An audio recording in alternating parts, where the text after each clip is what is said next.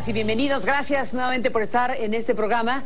Se ha dado a conocer en México por segunda ocasión el índice de paz. Este índice que elabora el Instituto para la Economía y la Paz, el instituto que ha creado una metodología a nivel internacional, y en México están presentando este segundo. En su momento presentaron uno hace algunos años. Ahora se agrega información a lo que aquí se puede saber de estos resultados del Índice de Paz México, ya correspondiente a 2015. Es una evaluación integral del nivel de paz en México, y como dice la presentación de este estudio importante, detalla el nivel de paz en cada uno de los 32 estados de la República durante los últimos 12 años. El primer informe fue 2003-2012 y ahora estamos agregando 2012 hasta 2015, o 2015, el tiempo que ha transcurrido en este año que estamos en vigencia. Este informe del Índice de Paz México, pues es una evaluación, como decíamos, integral al nivel de paz en nuestro país por estados de la República, en los 32 estados de la República durante los 12 últimos años.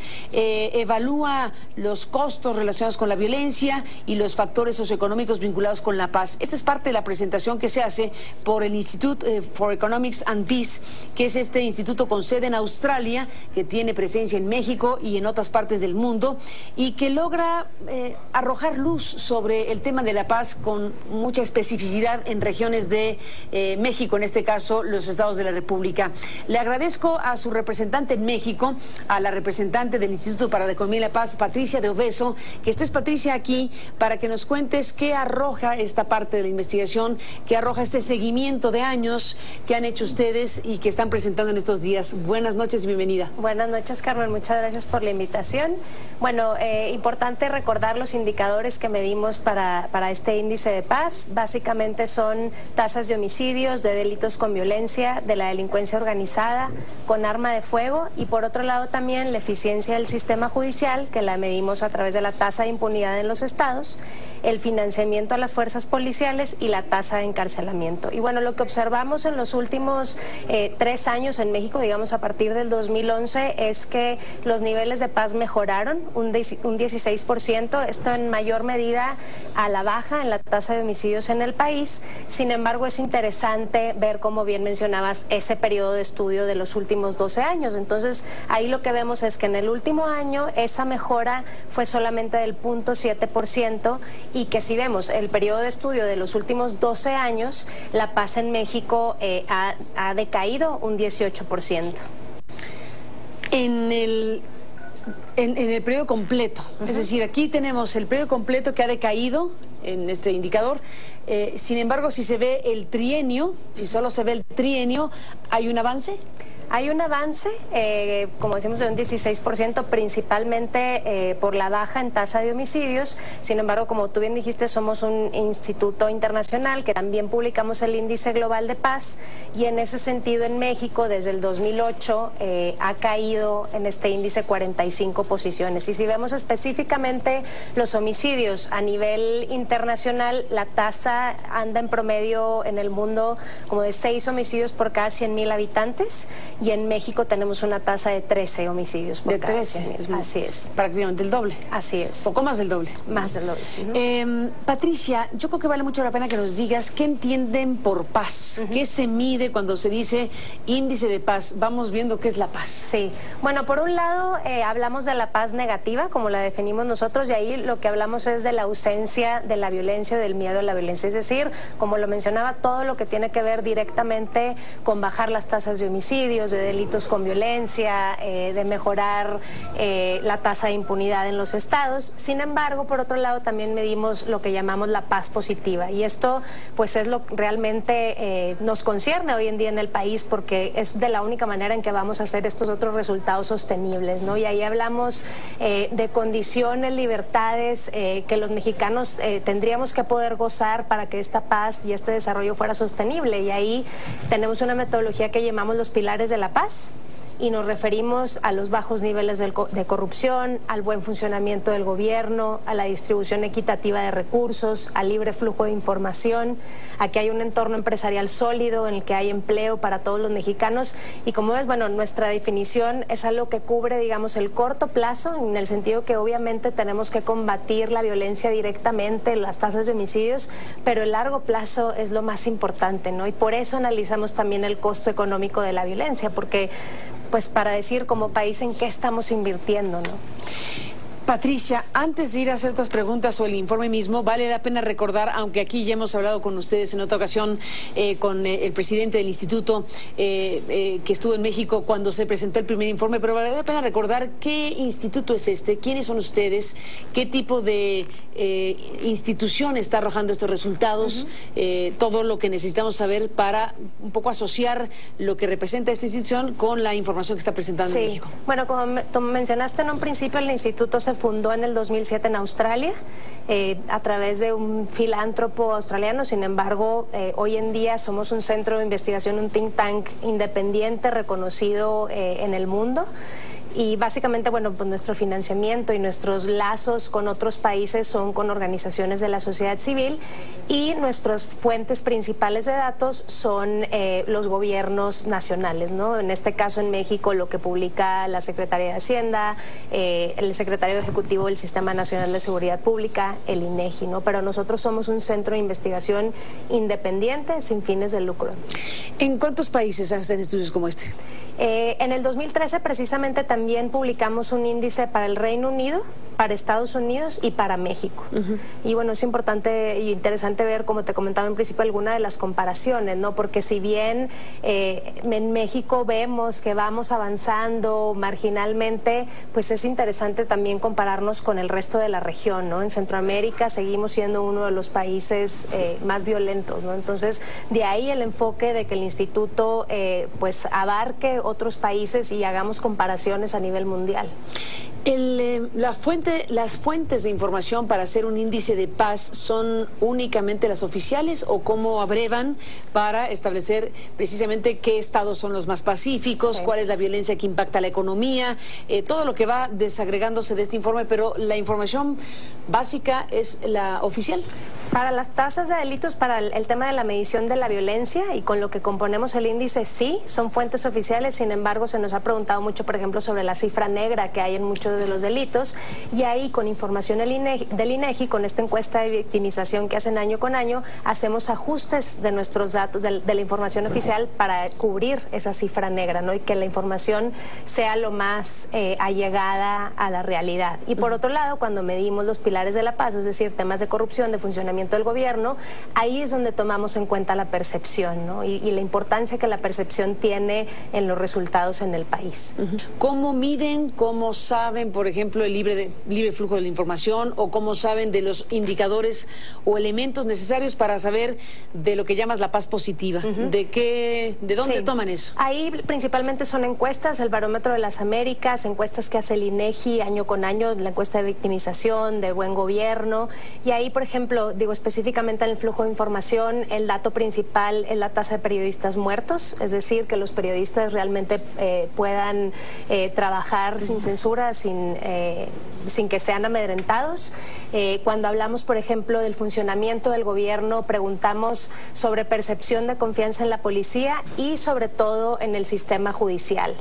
Esa cifra negra que tenemos en México claramente se debe porque la gente no confía en las autoridades y no confía en el sistema judicial. Entonces, por lo tanto, hay estados que tienen una tasa del 95% de impunidad en los homicidios, ¿no? Entonces, ahí es donde sí, obviamente, tomamos datos oficiales que se publican en el gobierno para hablar directamente de la violencia, pero tomamos en cuenta percepción, victimización, para compensar en términos de paz positiva, es decir, y estados como Hidalgo, Yucatán y Querétaro, que salieron muy bien evaluados, puede ser que en términos de paz positiva sigan teniendo un largo camino por recorrer. Por eso hay que ser cuidadosos en ver en un índice y comparar estado con estado, sino hay que ver el largo plazo y ver si realmente en todas las condiciones que hay, esta paz puede ser sostenible.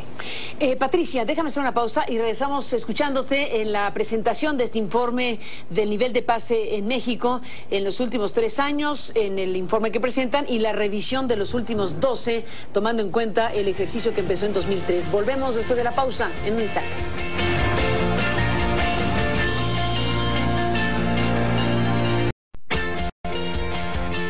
Regresamos, Patricia, escuchándote en la presentación de este informe, que bueno, déjame antes de volver a preguntarte y a recuperar la conversación, decir que en la presentación misma que se hace sobre este índice y sobre el propósito de este índice es que pues este grupo independiente, este think tank, como has descrito, Patricia, busca promover un mejor entendimiento, y esto sirve para eso, un mejor entendimiento de los factores sociales y económicos que desarrolla una sociedad más pacífica, las sociedades más pacíficas. De eso se trata, de tener información que sirva precisamente para ver dónde hay que hacer cosas en función de una concepción de la paz, como has dicho, no solo el tema de la violencia o la ausencia de violencia o la ausencia de guerra como traducción de la paz. En realidad la paz es todo lo demás, lo que acabas tú de describir, y hay que aspirar a esa paz positiva, esa paz que evidentemente incluye un conjunto de situaciones y de indicadores. Ya mencionaste algunos, pero tienes, digamos, el número de indicadores que deben ser contemplados para medir la paz. Nosotros los agrupamos en 8 y los llamamos los pilares de la paz. Y ahí los 8 son bajos niveles de corrupción, buen funcionamiento del gobierno, relaciones con los vecinos en términos de nivel local y de participación ciudadana, que haya un entorno empresarial sólido, que haya alto capital humano, y ahí es donde hablamos de educación, de salud, de que haya buenos hospitales, la distribución equitativa de recursos. Ahora, estamos hablando de este índice de paz México que retrata a cada uno de los estados en el país, en México. ¿Cómo saber qué estado de la República es más pacífico que otro o menos pacífico que otro? ¿O cómo evalúan en términos de una mirada comparativa? Bueno, ahí los indicadores que tomamos son tasas de homicidios, de delitos con violencia, que es robo, asalto y violación, los de la delincuencia organizada, que es secuestro, extorsión y delitos contra la salud pública, delitos con arma de fuego, la tasa de impunidad en los estados, el financiamiento a las fuerzas policiales y por último la tasa de encarcelamiento que hay en los estados. Esos son los 7 indicadores que tomamos para hacer ese comparativo a nivel estatal. Sin embargo, en este índice también hacemos un comparativo en términos de paz positiva utilizando los 8 pilares que te comenté, ¿no? Entonces, ahora, en el momento en que dicen pongamos a la mesa todos los indicadores y establezcamos el índice para ver cuál es más pacífico que otro en relación a los estados de la República, ¿tiene el mismo peso que haya o no violencia, por ejemplo? ¿Tiene el mismo peso que haya más o menos homicidio respecto a la educación o respecto al libre flujo de información? ¿Cómo se tasa el asunto? Sí, bueno, sí hacemos una ponderación de esos 7 indicadores de homicidios. Homicidios claramente es el delito que tiene mayor ponderación dentro de nuestro índice, así como la tasa de impunidad, ¿no? Que obviamente quiere decir que pues, homicidios que se cometen en los estados no se castigan, ¿no? En términos de paz positiva, esos 8 pilares se ponderan de manera equitativa, y esto lo hacemos así porque nuestra propuesta es que no es que se escoja solamente un pilar en el cual trabajar, sino que hay que trabajar a los 8 a la par. Obviamente, si vivimos en un país en que la información fluye libremente, pues tendremos más confianza en el gobierno o tal vez un mejor gobierno. Si hay menos corrupción, habrá menos pobreza, mejores niveles de educación. Entonces, los pilares de la paz todos se ponderan de la misma manera, porque la propuesta es que se trabaje en los 8 al mismo tiempo. Si tú comparas el índice de paz, que es las tasas de violencia, con el índice de paz positiva, encontrarás variaciones, obviamente. Por ejemplo, estados como Chiapas, que tienen bajos niveles de delitos, salen mal calificados en el índice de paz positiva por todo el pendiente que tienen con la pobreza, etcétera, ¿no? Entonces, pues sí es complejo a veces ver 2 índices y compararlos, pero ahí está ¿Hay 2 tipos de paz?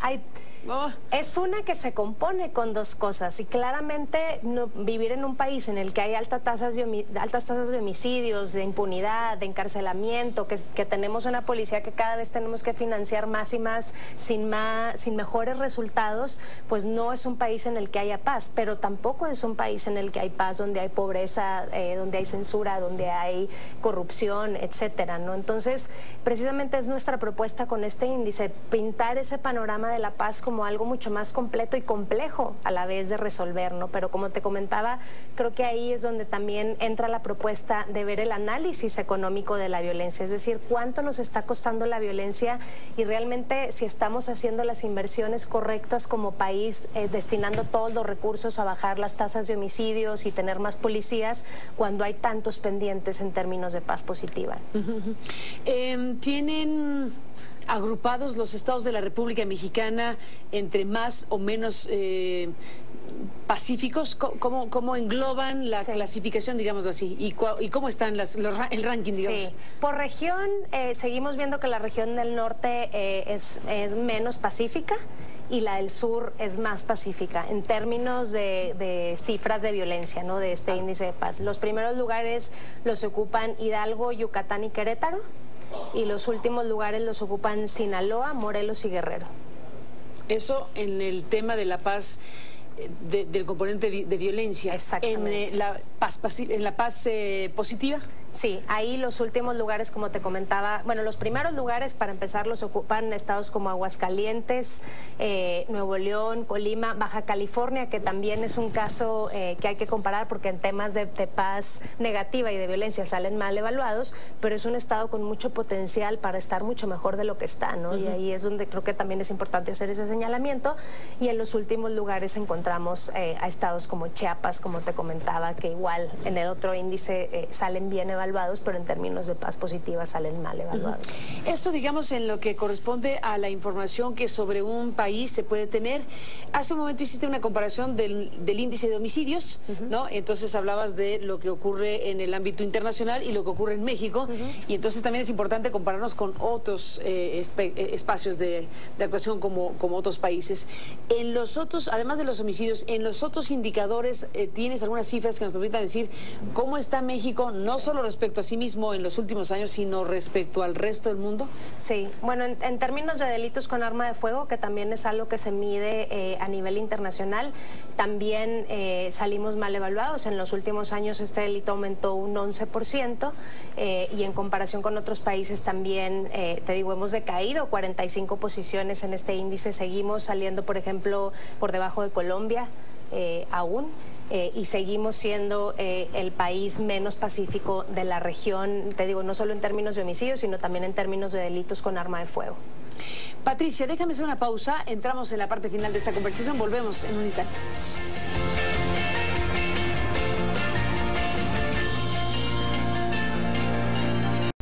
Entramos en la parte final, regresamos hablando de este índice de paz México 2015. Volvemos. Y regresamos, Patricia, al aire, seguimos hablando del tema. Bueno, me comentabas de la corrupción. Ese es uno de los indicadores o los elementos más, bueno, todos son importantes, ya me lo explicaste, pero digamos, el tema de la corrupción respecto a México, ¿qué nos dice esta evolución de 12 años? En México vemos que la corrupción pues es algo obviamente corrosivo y transversal. Cuando hablamos de pobreza, de nuestros niveles de educación, la corrupción es algo que siempre a todas luces sale como algo correlacionado con estos temas, ¿no? Por otro lado también otro de los dos pilares que salieron como más relacionados con la falta de paz en México es el funcionamiento del gobierno en los 3 niveles y las relaciones con los vecinos, que como te comentaba también es nuestro nivel de participación ciudadana en el país, que tanto los mexicanos estamos dispuestos a involucrarnos en resolver los problemas del país. Y ahí, por ejemplo, en estados como Guerrero, Michoacán, Morelos, que son los que salen peor evaluados en tasas de violencia, también son los estados en los que la ciudadanía sale mejor evaluada en disposición a involucrarse en las soluciones a los problemas. Tú has sido como representante de esta organización internacional, pues dedicada a eso, de manera independiente, sin fines de lucro, por cierto, porque esto lo hacen ustedes con financiamientos que no derivan en fines de lucro. ¿Qué receptividad has tenido ahora que has recorrido no sé cuánto país, pero algo de país has recorrido, de parte de quienes toman estas decisiones? Bueno, nadie lo refuta, ciertamente siendo información oficial, simplemente analizada, pues no es algo que se puede desmentir o descalificar. Claro, en los estados que salen peor evaluados, pues hay mayor reticencia. Pero al final creo que se ve como una buena herramienta, sobre todo para la ciudadanía, ¿no? Saber cuál es la realidad, y en términos de los gobiernos, a nosotros también nos interesa sentar a platicar, que conozcan la información de primera mano, si tienen alguna duda de la información, resolverla. Y bueno, sí, siempre salen dudas de policías o de alcaldes, de cómo mejorar la percepción, de cómo mejorar la confianza, y ahí, bueno, la recomendación siempre es la misma, ¿no? Trabajar en mejorar los resultados para que la percepción y la confianza mejoren. Hay algunos bullets, algunos puntos del informe aquí que son interesantes. Además de lo que ya dijiste de los estados más pacíficos, Hidalgo, Yucatán, Querétaro y Campeche, en este orden, y los menos, Guerrero, después de Morelos, Sinaloa y Michoacán. El impacto en la economía. Eso es un tema muy importante porque el asunto de la violencia impactando a la economía pues tiene cifra y número, y es altísimo. Altísimo. Sí. 3 billones de pesos, equivalente a 17.3% del PIB. ¿Cómo llegan a esa cifra? Bueno, aquí lo que tomamos en cuenta son costos directos de la violencia, es decir, cuánto gasta el Estado mexicano en... Costos directos. Costos directos, primero que nada, esos son del 3%, ¿no? Y no solamente del Estado mexicano, sino, por ejemplo, también cuánto han tenido que gastar los mexicanos ahora en seguros, las empresas en protegerse. En lo personal. En lo personal. Entonces, 3% en lo público, ¿y cuánto en lo personal? 17, no, o sea, ese es el global, total, 3%. El global 3% en costo directo. Y cuando sumamos costo directo, costo indirecto y un multiplicador, que es un término económico, es que sacamos el 17%. Y cuando hablamos de costos indirectos, hablamos, por ejemplo, pérdidas por el miedo que siente ahora la ciudadanía de no salir a las calles, de no consumir en el comercio, cuánto esto ha impactado a la economía mexicana.